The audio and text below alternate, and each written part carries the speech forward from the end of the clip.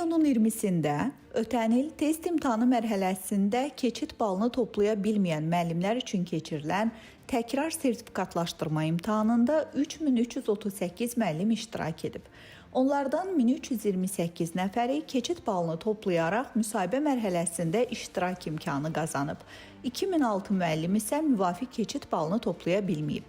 Eyni zamanda imtahanda iştirak etməyən 334 müəllim sertifikatlaşdırmadan keçməmiş hesab olunub.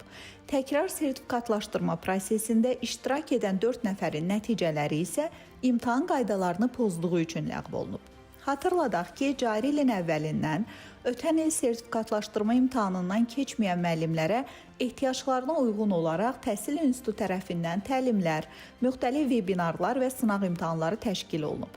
Təkrar sertifikatlaşdırma prosesinin test imtahanı mərhələsi üzrə 20-23 iyun tarixlərində apellyasiya müraciətləri qəbul edilib.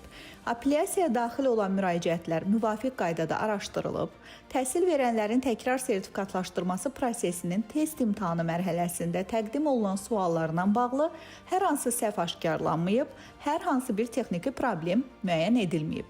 Təkrar sertifikatlaşdırmada minimum tələbi ödəməyən, prosesdə iştirak etməyən, eyni zamanda imtahan qaydalarını pozduğu üçün nəticələri ləğv edilən müəllimlərin müqavilələrinə əmək qanunvericiliyinin tələblərinə uyğun olaraq xitam verilib.